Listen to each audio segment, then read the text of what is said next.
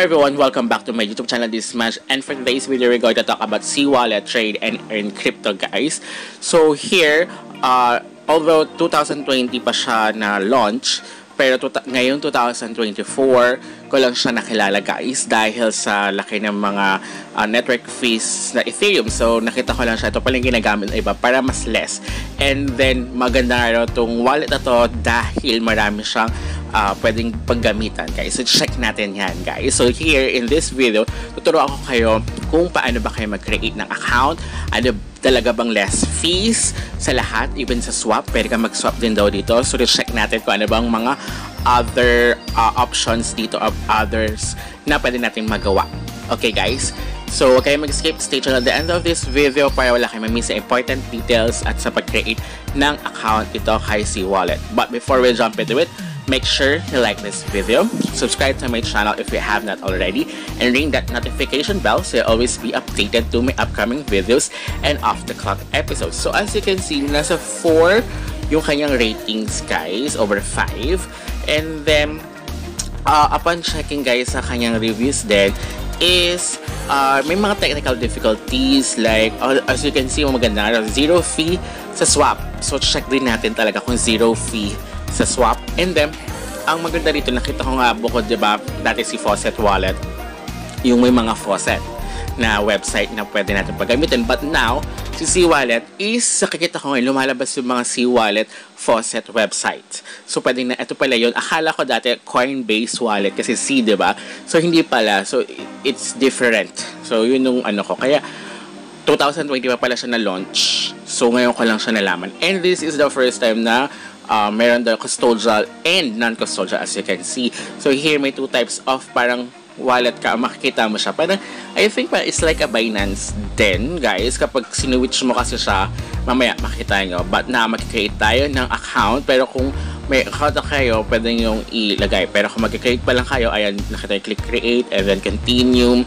And then mamili lang kayo sa wallet 1. So wait nga lang.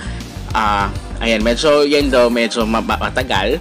But minsan daw kasi naglalag or something. Yun naman yung problem lang. But the rest, once na nagamit nyo siya, like sa pag-swap daw, sa pag-set ng fees, okay na okay.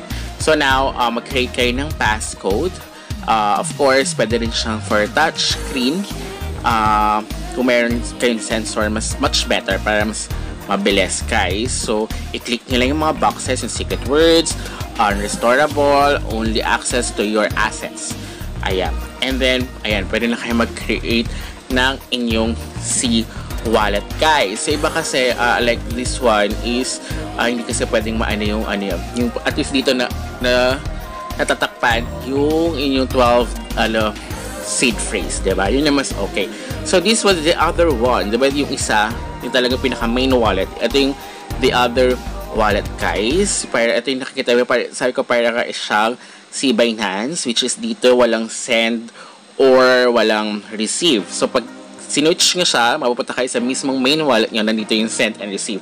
Nasa upper left corner yung mismong yung logo ng wallet. So pag kililik mo yun, mag-switch siya, guys. Okay, so now kailangan nyo rito ilagay yung inyong email, guys, kasi magagamit nyo yan. Para nga siya si Faucet Wallet, guys. So sa mga Faucet website, ang kailangan doon is email address, or paminsan sa mga C-Wallet faucet website is C-Wallet ID yung kailangan nyo. So once na na-create kayo, yun yung hihingiin nila, which is zero fees siya, guys. And then pa nag-send to send kayo sa ibang C-Wallet, free din siya kapag C-ID yung inyong gagamitin. Okay? So ayan, so kailangan nyo lang siya kunin yung inyong verification sa inyong email na nilagay dyan, guys. And of course, pag-create kayo ng password, which is good thing dito na bina-blackout niya yung pag-create kayo, guys. So if ever na you are nag-vlog din as well, so at least safe kayo na hindi makikita, diba? So hindi nyo na kailangan i-edit or ano. So ayan, once na umokay na siya, nalabas naman niya ng passwords is created, ganyan. So here, at least may option dito na swap din. So check din natin yan later. So here, pag mag-receive kayo, so ayos naman, parang din siyang other wallet as well, which is halos maraming daw mga tokens din dito na pwedeng gamitin. And then, isa sa mga pinakamagandang features nito is yung less fees. Tapos nakita nyo diba sa what you call this, isa sa mga sa reviews is zero fee sa pag-swap, which is maganda yon kasi talaga may fee ka pa nag-swap kayo ng token, diba? So at least okay na okay, diba? And don't forget as well, syempre yung sa community nila guys, but as you can see sa security ko is naka-red siya, so red flag. So kailangan natin mag-verify ng mobile, of course, maglagay ng other password, and then it's up to you kung gusto nyo magkaroon ng second verification, yung Google authentication, yung something like that. So here, na-try natin, minsan daw may problem daw itong verification sa mobile. Although na hindi ka pa nakakuha ng code, kasi minsan hindi daw dumarating. So, pag inulit mo is, ayan, like this one, frequent attempts, please try again. So, kaka-start pa lang natin, diba? So, something paminsan is yan yung problem. Kaya move on tayo.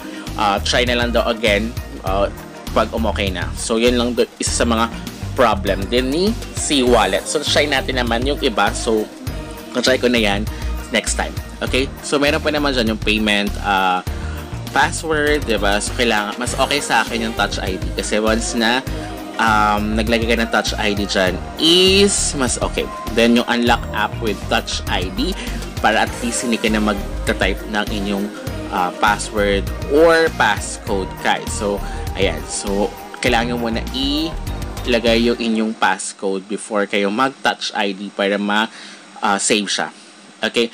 And then of course yung password nyo, ilalagay nyo pa rin dyan. Kung ano yung nilagay yung password kanina, yun din yung ilalagay yung password here. I mean yung password dyan, hindi, siya, numeric siya.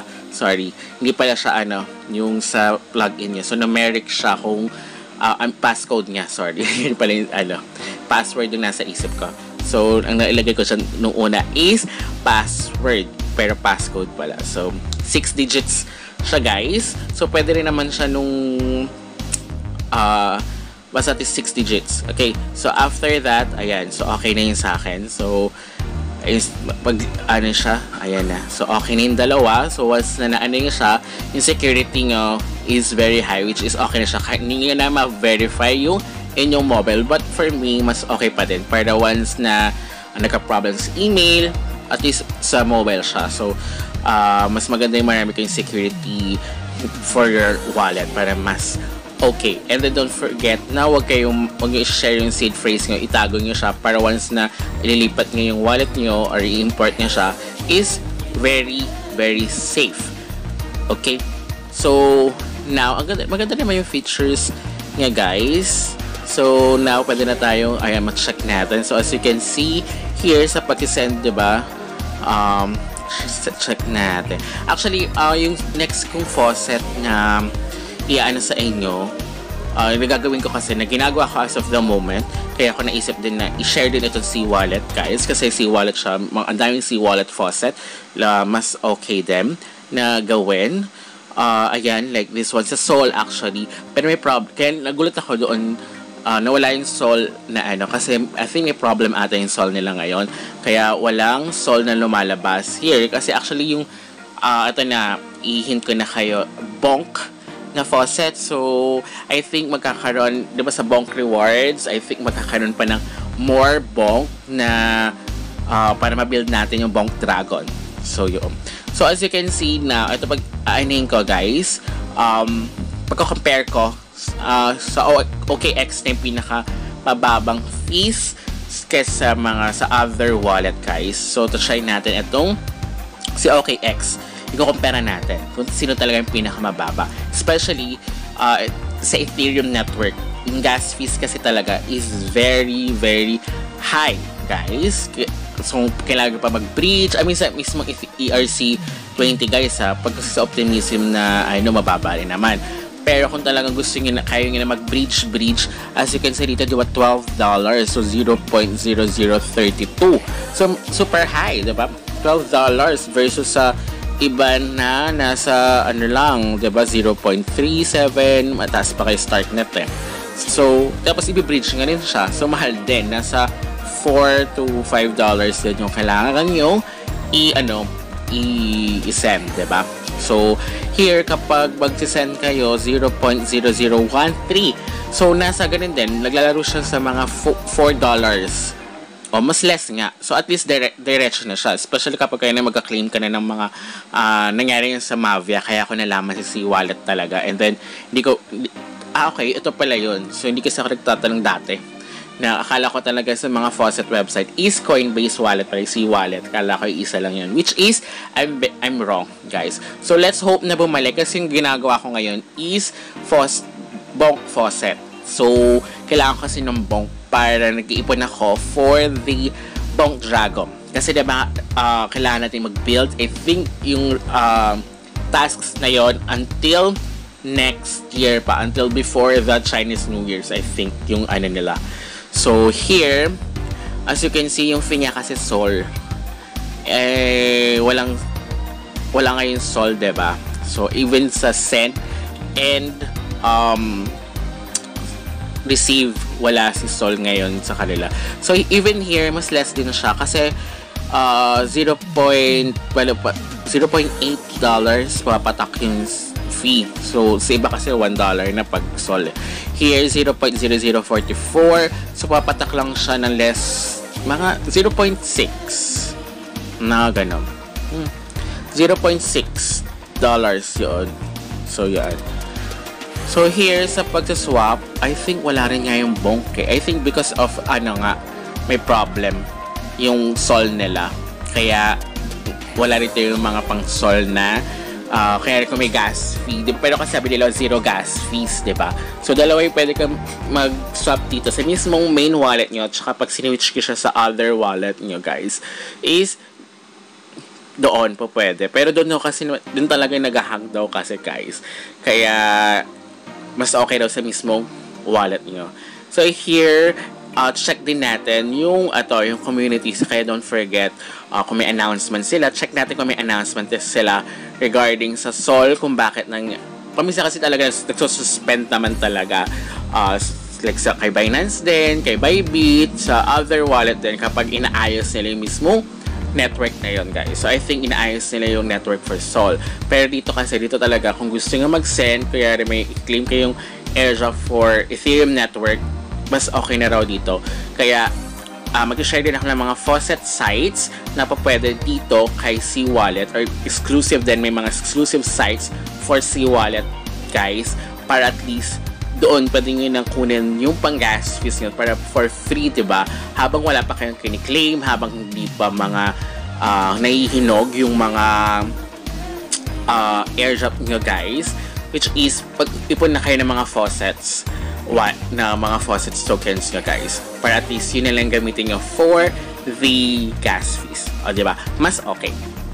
Kaya, and then mas less pa kay C-Wallet, kaya okay siya. And then yung nakita ko nga, pwede ka karagawa rito ng pag-giveaway mo, may mga ganang so okay din pala. Pero ako kasi mas more on ako like sa mga airdrops, diba? So kung less fees yung mga for the gas fees, edi ito na gagamitin ko pang send sa yun. So wala akong nakikita wala akong nakikitang mga announcement regarding sa Sol. And then yun nga, parang current. So I think may problem ata mismo yung nila. Kasi even here, sinasabi nga nila wala raw sa Discord nila is live agent.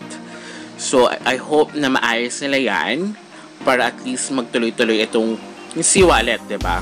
And especially, maganda yung nila ideas, yung ginagawa nila for the C-Wallet, diba? And then check natin din sa Telegram. So let's join sa kanilang Telegram official account para check natin kung may other announcement. Paminsan kasi hindi sila nag-announce sa Discord, meron sila announcement sa Twitter, or meron sila announcement sa Telegram or Reddit. So last March 5, which is good, basta nag-update sila, okay pa naman yan, guys. Pero hindi lang sila consistent sa pag-update. So, ang last update nila regarding sa StarkNet. So, wala silang announcement kung bakit nawala yung Sol. So, pwede natin check din natin yung sa support nila guys, kung may live support sila, para at least is patanong natin kung kailan babalik yung Sol nila network. Kung kamisa kasi it takes several days, parang ganyan, pero pinakamabilis na ata yung sa Binance ko mga 2 days ata bago yung sa ZK Sync pa yan na yung nasuspend. So anyway, so here sa Twitter nila guys, yun din ang pinakain nila is si Starknet. So wala na silang other So update ko na lang kayo guys. So okay siya for Mrs. Wallet. So until next time, goodbye.